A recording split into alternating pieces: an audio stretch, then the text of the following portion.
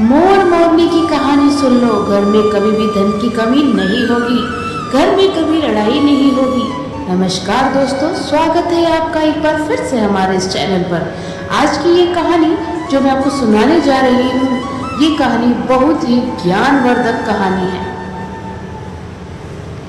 जो लोग इस कहानी को पूरे मन और दिल से सुनते हैं, उसके घर में कभी भी कोई कलेश उत्पन्न नहीं होगा।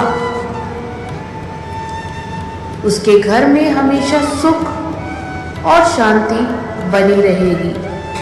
उसके घर में माता लक्ष्मी का सदा आगमन रहेगा। तो सब्सक्राइब कर लीजिए हमारे इस चैनल को, ताकि नई आने वाली वीडियो की नोटिफिकेशन सबसे पहले आप तक पहुंच सके। आपने सुना होगा कि जिसके घर में रोज झगड़े होते हैं, रोज कलेश होते हैं, उस घर में बरकत नहीं होती। उस घर में कभी माता लक्ष्मी का आगमन नहीं होता। जिसके घर में सुख शांति होती है, उसके घर में सुख समृद्धि का आगमन होता है और माता लक्ष्मी का निवास उसके घर पर सदा बना रहता है। इस कहानी को सुनने के बाद हमें यह पता चल जाएगा कि हमें घर में लड़ाई झगड़े क्यों नहीं करने चाहिए, और जिसके घर में लड़ाई झगड़े होते हैं वो उन लड़ाई झगड़ों को कैसे रोक सकते हैं। क्योंकि घर में सुख शांति का होना बहुत जरूरी है, क्योंकि जहाँ सुख शांति होती है वही माता लक्ष्मी निवास करती है। जहाँ कलेश उत्पन्न होता है, लड़ाई झगड़े उत्पन्न होते हैं, वहाँ माता लक्ष्मी का वास नहीं होता। वहाँ पर दुख और दरिद्रता का ही निवास होता है। हो सके तो इस कहानी को पूरा सुने। यह कहानी आपके जीवन में बहुत सुख देगी और बहुत ही ज्ञानवर्धक कहानी है। चलिए कहानी को शुरू करते हैं। एक जंगल में एक मोर और मोरनी रहते थे। मोर और मोरनी बहुत खुशी जंगल में रहते थे। एक दिन मोर और मोरनी दोनों आपस में बात कर रहे थे कि पियाजी, हमें यहाँ से चलना चाहिए, हमें वहाँ चलना चाहिए जहाँ हमारे समाज के लोग रहते हैं। काफ़ी सारे मोर मोरनी रहते हैं, हमें वहाँ चलना चाहिए। मोर मोरनी से कहता है, प्रिय, अगर हम वहाँ चलेंगे तो रोज लड़ाई झगड़े होंगे। हम दोनों यहाँ जंगल में कितना सुकून से रहते हैं, वहाँ जाने की क्या जरूरत है। लेकिन मोरनी जिद करने लगी तो मोर भी मान जाता है।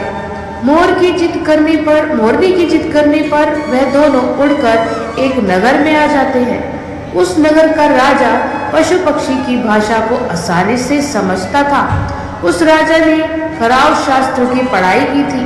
खराव शास्त्र मतलब यही होता है कि पशु पक्षियों की भाषा को समझ पाना। वह राजा सभी प्रकार के पशु पक्षियों की आवाज को समझ पाता था। हर जीव जंतु की आवाज को वह बखूबी समझता था कि वह क्या कह रहा है। दोनों मोर और मोरनी उसी नगर में आ जाते हैं। एक दिन की बात है। राजा अपनी रानी से कहता है कि हे रानी, मुझे बहुत तेज भूख लगी है, आप मुझे भोजन खिला दीजिए।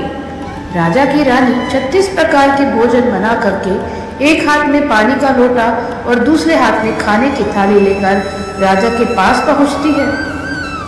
रानी जैसे ही भोजन की थाली राजा के समक्ष रखती है तो एक चावल का टुकड़ा नीचे गिर जाता है। वहीं पर कुछ चींटियां घूम रही थी। तभी एक चींटी चावल के टुकड़ा लेकर वहां से जाने लगी। राजा बैठा सब घटना को देख रहा था। उस चींटी के पास में तुरंत ही एक बड़ा चींटा आता है और वह चींटा उस चींटी से कहता है, हे प्रिय, यह चावल का टुकड़ा मुझे दे दीजिए और तुम वापस जाओ और उस राजा की थाली से दूसरा चावल का टुकड़ा ले आओ। उनकी बातों को राजा पूरी तरह से सुन रहा था, क्योंकि राजा हर जानवर, पशु और पक्षी की भाषा को समझ सकता था। वो राजा वहीं बैठा रहा। जब चीटा चींटी से यह बात कह रहा था, चींटी कहने लगी, नहीं, मैं नहीं जाऊंगी। अगर ये बात राजा को पता चल गई तो राजा मुझे मार देगा। फिर चीटा चींटी से कहता है कि तुम जाओ, राजा को नहीं पता चलेगा। चींटी फिर जाने की कोशिश तो करती है, लेकिन फिर आधे रास्ते से वापस चली आती है और चींटी से कहती है, नहीं, मैं नहीं जाऊंगी। हो सकता है राजा को पता चल जाए और राजा मुझे मार दे। राजा उन दोनों को देख रहा था। चींटी को इस बात का आभास हो रहा था कि राजा हमारी बात को समझ रहा है। चींटा फिर चींटी से कहता है, देखो, लगता है राजा हमारी बात को समझ रहा है। राजा ने हमारी बातों को सुन लिया है, इसलिए वो हमें ही देख रहा है। चींटा चींटी से कहता है, अगर राजा ने हमारी बातों को सुन लिया है और राजा किसी और को बताएगा तो उसी समय पत्थर का बन जाएगा। राजा चींटा और चींटी की बात को बखूबी सुन लेता है और समझ लेता है। राजा इस बात को सुनकर हंसने लगता है। जैसे ही राजा को हंसी आने लगती है, राजा की रानी रसोई से बाहर आ जाती है। वह जैसे ही रसोई से बाहर निकलती है तो राजा उसे हंसता हुआ दिखाई देता है। रानी राजा को हंसते हुए देखकर सोचने लगती है कि शायद मुझसे कोई गलती हुई है, इसलिए राजा साहब हंस रहे हैं। रानी राजा के पास आती है और कहती है कि महाराज, क्या मुझसे कोई पाप हुआ है? क्या मुझसे कोई गलती हुई है कि आप इतना जोर से हंस रहे हैं? राजा रानी से कहता है, नहीं नहीं, ऐसी कोई बात नहीं है, बस मुझे यूं ही हंसी आ गई। रानी जिद करने लगती है और कहती है, आपको मुझे बताना ही पड़ेगा, आप क्यों हंस रहे थे? राजा बार बार मना करता है क्योंकि राजा को पता था कि चींटी ने कहा है कि अगर मैं चींटी वाली बात किसी को बताऊंगा तो मैं पत्थर का बन जाऊंगा। इसलिए राजा रानी को यह बात नहीं बताना चाहता था, लेकिन रानी बार बार जिद करती है और कहती है, आपको मुझे बताना ही पड़ेगा कि आप क्यों हंस रहे थे। अगर आप मुझसे सच्चा प्रेम करते हैं, अगर आप मुझे अपना समझते हैं, तो आपको यह बताना ही पड़ेगा कि आप क्यों हंस रहे थे। राजा अब धर्म संकट में पड़ गया। राजा सोचता है, अगर मैं ये बात रानी को बताऊंगा तो मैं पत्थर का बन जाऊंगा, और फिर सोचता है अगर मैं नहीं बताऊंगा तो रानी का विश्वास खत्म हो जाएगा। रानी बहुत जिद करने लगती है। कहते हैं ना कि प्रिया हट और बाल हट बहुत तगड़ी होती है। इन दोनों हट से हमेशा बचकर रहना चाहिए। रानी की प्रिय हट के सामने राजा को झुकना पड़ता है और राजा रानी से कहता है, ठीक है, अगर मैं आपको बताऊंगा तो बाद में आपको पछताना पड़ेगा। रानी कहती है कि अभी तो आप कह रहे थे कि कोई बात नहीं है, अभी आप कह रहे हैं कि मुझे पछताना पड़ेगा। रानी कहती है कि जरूर कोई तगड़ी बात है, और रानी और ज़्यादा जिद करने लगती है। तब राजा कहता है कि तब ठीक है, अगर आप नहीं मान रही हैं तो चलिए मैं किसी जंगल में आपको एक बात बताऊंगा। राजा रानी रथ पर सवार होकर एक जंगल के लिए निकल जाते हैं। जैसे वे घोर जंगल में पहुंच जाते हैं, तब राजा सारी बात रानी को सुनाने लगता है। जैसे ही राजा थोड़ी थोड़ी बात रानी को सुनाते गया, वैसे वैसे वो धीरे धीरे पत्थर का बनता गया। जैसे राजा ने आधी बात बताई, रानी को सुनाई, वह आधा पत्थर का बन जाता है। राजा फिर रानी से कहता है, रानी, मैं धीरे धीरे पत्थर का बनता जा रहा हूँ, तुम बाद में मुझे बहुत पछताओगी। रानी कहती है, हे राजा साहब, महाराज, थोड़ी सी बात बची है, आप उसे भी सुना दीजिए। राजा पूरी बात बता देता है और राजा पूरा पत्थर का बन जाता है। रानी की इस जिद के कारण राजा पूरा पत्थर बन जाता है। रानी रोने लगती है और रानी उस पत्थर को हिलाने की कोशिश करती है, लेकिन भारी भरकम पत्थर कैसे हिल पाता, क्योंकि राजा बहुत ही भारी था। राजा पत्थर का बन जाता है और उधर रानी सर पटक कर रोती है, छाती पीटती है, रोती है और किसी जीव जंतु से सहायता के लिए गुहार करती है। इन सब बातों को मोर और मोरनी बखूबी देख रहे थे, अपनी आंखों से देख रहे थे। रानी के विलाप को देखकर मोर मोरनी को दया आ जाती है। मोर मोरनी से कहता है, यह होता है प्रिय हट। अपनी इसी प्रिय हट की वजह से हम उस जंगल में कितना खुशी खुशी रह रहे थे और यहाँ चले आए। मोर मोरनी से कहती है कि प्रिय रानी बहुत दुखी हो रही है, हमें इसकी सहायता जरूर करनी चाहिए। यह इतना विलाप कर रही है, इसकी ज़्यादा तो सहायता हम नहीं कर सकते, लेकिन कम से कम इसको धीरज तो दे सकते हैं, यानी उसको विश्वास तो हम दिला ही सकते हैं। यही सोचकर मोर और मोरनी उस रानी के पास जाते हैं और जा करके रानी को कहते हैं कि रानी साहिबा, जो हुआ वो गलत हुआ, लेकिन आप जरा धीरज रखिए, अपने आप को थोड़ा संभाल लीजिए। आपके पीछे पूरा राज्य है, राजा तो पत्थर का हो चुका है, अब आपको आपके राज्य का भार, कारोबार आपको ही संभालना है। रानी मोर मोरनी की बात सुनने के बाद कहती है, भाई मोर मोरनी, मैं अपने आप को कैसे संभालूं, क्योंकि अब तो मेरा संसार ही उजड़ गया, क्योंकि मेरा पति परमेश्वर पत्थर का बन चुका है और मैं क्या करूं। तो रानी की यह बात सुनते ही उधर मोरनी के मुख से यह बात निकल जाती है कि राजा पत्थर के कैसे हो गए। राजा तो इंसान थे, अच्छे भले थे, लेकिन ये पत्थर के कैसे हो गए। रानी वही बात बताने लगती है जो राजा ने चींटी वाली बात रानी को बताई थी। रानी वही बात मोर और मोरनी को बताने लगती है और रानी भी धीरे धीरे करके पत्थर की बन जाती है। और जब रानी पत्थर की हो जाती है और राजा तो पत्थर का हो ही चुका था। जब दोनों पत्थर के हो जाते हैं, उधर मोर मोरनी को चिंता सताने लगती है। उधर मोर और मोरनी बहुत दुखी हो जाते हैं। मोर मोरनी को यह चिंता सताने लगती है कि यह विपत्ति हमारे ऊपर भी आ सकती है, क्योंकि राजा भी उसी चींटी वाली बात से पत्थर का हो चुका है और रानी भी उसी चींटी वाली बात से पत्थर का हो चुकी है। मोर मोरनी से कहता है, हम पर भी खतरा मंडरा रहा है, क्योंकि तुम स्त्रियों से कोई भी बात छिपती नहीं है। मोरनी मोर से कहती है, पिया जी, यहाँ से हम दूर चले क्या।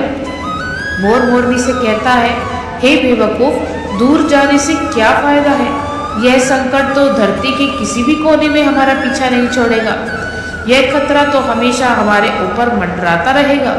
अगर जाने अनजाने में यह हमसे कोई मुख से निकल गई तो हम भी पत्थर के बन जाएंगे। इसी बात को लेकर मोर और मोरनी बहुत दुखी हो जाते हैं, बहुत चिंतित हो जाते हैं। रात दिन उनको यह दुख खाए जाता है। यह सोचकर वे ना भोजन करते और ना चैन से सोते। बस रात दिन उनको यही दुख सताता है, यही टेंशन रहती है कि यह बात उनके मुख से निकल न जाए। यदि हमारे मुख से यह बात भूल कर भी निकल गई तो दोनों पति पत्नी पत्थर के बन जाएंगे। यही सोचकर मोर ने दिमाग लगाया कि यदि मैं सारी चींटियों को खत्म कर दूं तो यह सब खत्म हो जाएगा, क्योंकि ये सारा का सारा करा का धरा चींटियों का है। मोर मोरनी से कहता है, प्रिय, अगर हम सृष्टि से सारी चींटियों को खत्म कर दे तो चींटियों का संकट समाप्त हो जाएगा। और मोर मोरनी इस बात से राजी हो जाते हैं और सभी चींटियों को मारकर खाना शुरू कर देते हैं। मोर और मोरनी का इतना आतंक हो गया कि सभी चींटियां डर के मारे और बिल खोद के धरती के अंदर जाकर छिप गई। मोर और मोरनी ऐसी निगरानी रखते थे कि उन्हें जहाँ भी चींटी दिखती थी तुरंत दबोच लेते थे। कोई भी चींटी मोर और मोरनी के इस आतंक की वजह से बाहर नहीं आती थी। सभी चींटियों ने जमीन के अंदर अपना बिल बनाना शुरू कर दिया और जमीन के अंदर ही जाकर बैठ जाती। काफी समय बीतने के बाद चींटियों को भूख सताने लगी, क्योंकि भोजन तो दिन में मिलता नहीं था, भोजन तो बाहर मिलता था। जैसे भोजन लेने के लिए चींटी बाहर आती, मोर उसे दबोच लेता है और उसे जान से मार देता। एक चींटी और एक चींटा बिल के अंदर भोजन के लिए तड़पते हुए श्री हरि विष्णु का जोरदार भजन करने लगे। भक्ति करते करते उन्हें ये भी मालूम नहीं था कि वह कहाँ है कहाँ नहीं है। वे घोर तपस्या में लीन हो गए। अंत में जाकर श्री हरि विष्णु ने उन्हें दर्शन देते हैं और भगवान विष्णु कहते हैं, चींटी चीटा जो तुम्हें मांगना है मांग सकते हो। हम तुम्हारी भक्ति से प्रसन्न हैं, क्योंकि चीटा और चींटी ने निरंधार भक्ति की थी, ना ही कोई जल ग्रहण किया ना ही अन्न। इसलिए भगवान विष्णु बहुत जल्दी प्रसन्न हो गए और आकर कहने लगे, जो तुम्हें मांगना है मांग सकते हो, हम तुम्हारी भक्ति से बहुत प्रसन्न हैं। उधर चीटा और चींटी ना जाने कितने दिनों से भूखे और प्यासे थे। दोनों एक ही बात कहते, हे प्रभु, अगर आप हमें वर देना चाहते हैं तो हमारे पेट में गांठ लगा दीजिए। उन्होंने सोचा, अगर हमारा पेट नहीं होगा तो हम बाहर क्यों जाएंगे और मोर मोरनी हमें नहीं खाएंगे। इसलिए उन्होंने मांगा कि हे प्रभु, हमारे पेट में गांठ लगा दीजिए। भगवान विष्णु कहते हैं, तथास्तु, और चींटियों के पेट में गांठ लग जाती है। आज भी उन चींटियों के पेट में गांठ लगी हुई है, चींटियों का पेट नहीं होता। फिर चींटा और चींटी भगवान विष्णु से कहते हैं, प्रभु, हमारे पेट में तो गांठ लग गई है, लेकिन अभी भी हमें मोर और मोरनी का खतरा है। मोर और मोरनी हमारे इंतजार में अभी भी ऊपर जमीन पर बैठे हैं और जैसे ही भी लोग हमें देखेंगे वे हमें मार देंगे। भगवान विष्णु मोर से कहते हैं, हे मोर, तुम चींटियों का शिकार करना बंद कर दो। इसमें चींटियों का कोई दोष नहीं है। जो दोषी था वो राजा था, क्योंकि राजा ने करौ शास्त्र की पढ़ाई की थी, इसलिए वो सभी जीव जंतु की भाषा को समझने में सक्षम था। उसके साथ साथ वो जिन भाषा को समझता था उनका रूप बदलने में भी सक्षम था। पशु पक्षियों का वह रूप धारण किया करता था और वह जब राजा रूप धारण करता था उन पक्षियों के साथ गलत भी किया करता था, और जब वे पशु पक्षी पेट से हो जाते थे तो उन्हें छोड़ कर के इंसान बन जाता था और फिर ऐसे पशु पक्षियों पर वह जोर से हंसता था। इसकी ऐसी मूर्खता के कारण ही आज ये राजा पत्थर का बना पड़ा है। मूर्ख कहता है, हे प्रभु, उनकी पत्नी का, उनकी रानी का क्या दोष है। श्री हरि विष्णु कहते हैं कि उनकी पत्नी भी उनके इस पाप में भागीदारी है, क्योंकि उनकी पत्नी अगर उनको रोकती तो वह इतना बड़ा पाप नहीं करता। इसलिए उनकी रानी भी इस पाप की भागीदारी है, इसलिए आज वो भी पत्थर की बन चुकी है। श्री हरि के साथ समझाने के बाद मोर उनसे कहता है, हे प्रभु, पर इस बात को हम किसी और से कहेंगे जो कि रानी ने हमें सुनाई तो क्या हम भी पत्थर के बन जाएंगे। श्री हरि विष्णु कहते हैं कि तुम्हारा ये श्राप अब समाप्त हो चुका है, तुम्हें किसी से कहने पर कोई फर्क नहीं पड़ेगा। आप किसी से भी कह सकते हैं, तुम्हारे ऊपर से खतरा टल चुका है। मोर और मोरनी बड़े प्रसन्न हो जाते हैं, उनकी खुशी का कोई ठिकाना नहीं होता। श्री हरि विष्णु अंतर्ध्यान हो जाते हैं और चले जाते हैं। उधर मोर और मोरनी भी उनकी खुशी का कोई ठिकाना नहीं था। अगर किसी जानवर को, किसी पशु को खुशी होती है तो वह झूमने लगता है, नाचने लगता है। यही बात मोर के साथ हुआ। मोर को जब ये बात पता चली तो उनके ऊपर से खतरा टल चुका है तो वह खुशी में नाचने लगा, जोरदार नाचने लगा। उसकी खुशी का कोई ठिकाना नहीं था, वह खुशी के मारे पागल हो रहा था। फिर जैसे ही मोर खुशी के मारे अपने पैरों के नीचे देखता है कि फटे बदसूरत पैर मोर के बने हुए थे। मोर अपने पैरों को देखकर रोने लगता है। मोर सोचने लगता है कि पहले मेरे पैर इतने सुंदर थे, लेकिन आज इतने फटे और गंदे कैसे हैं। मेरा पूरा बदन सुंदर है, लेकिन मेरे पैर इतने फटे और बदसूरत कैसे हैं। मोर के पैरों का फटने का कारण चींटी खाना था, क्योंकि उसमें बहुत सारी चींटियां मार मार कर खा गई थी और मोरनी भी उन्हें खा गई थी, इसलिए उनके पैर फट गए थे। आज भी कोई इंसान अगर चींटी खाता है तो उसके शरीर में छोटे छोटे दाने पड़ जाते हैं। यदि आप ज़्यादा मात्रा में चींटी खाओगे तो आपका बदन भी फटने लगेगा। सांप केचुली क्यों छोड़ता है? क्योंकि सांप चींटी खाता है और इसलिए उसके शरीर फट जाता है, अलग हो जाता है। इसी तरह मोर के पैर फट गए थे और वे बदसूरत हो गए थे, इसलिए मोर अपने पैरों को देखकर जोर जोर से रोने लगा। मोरनी मोर को धीरज देती है और कहती है, जो हुआ सो हुआ, रोने से क्या होगा। मोर नाचता और जोर जोर से रोता है, इसलिए उनकी आंखों से आंसू की धारा बह रही थी। मोरनी मोर को धीरज बंधाती है और उसके आंसुओं को नीचे गिरने से रोकती है, लेकिन रोक नहीं पाती। मोरनी के हाथ तो नहीं है, लेकिन अपनी चोंच से एक एक आंसू को उठाती और अपने मुख में रखने की कोशिश करती, लेकिन कितना अपने मुख में रख सकती थी। मोरनी के पेट में चले जाते। इस तरीके से हर बार मोरनी मोर के आंसुओं को रोकती और मोर नाचता और खूब जोर जोर से रोता।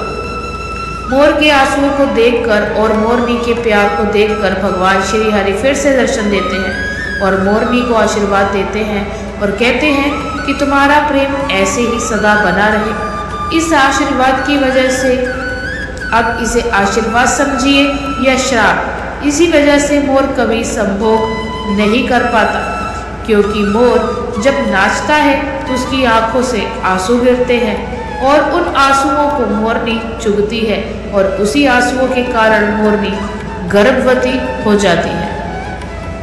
भगवान श्री हरि मोर और मोरनी को आशीर्वाद देते हैं और कहते हैं कि तुम्हारी भक्ति धन्य है और तुम धन्य हो।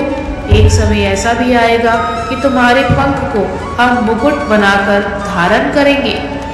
इसलिए कहते हैं कि जब भी श्री कृष्ण के रूप में श्री हरि धरती पर आते हैं तो वह मोर का पंख अपने मुकुट में धारण करते हैं। इस कहानी में बस इतना ही है। हम आशा करते हैं कि इस कहानी से आपको बहुत कुछ सीखने को मिला होगा। तो दोस्तों, आप हमें बताएं कि आपको ये कहानी से क्या क्या सीख मिली। अपने उत्तर कमेंट बॉक्स में ज़रूर बताइए।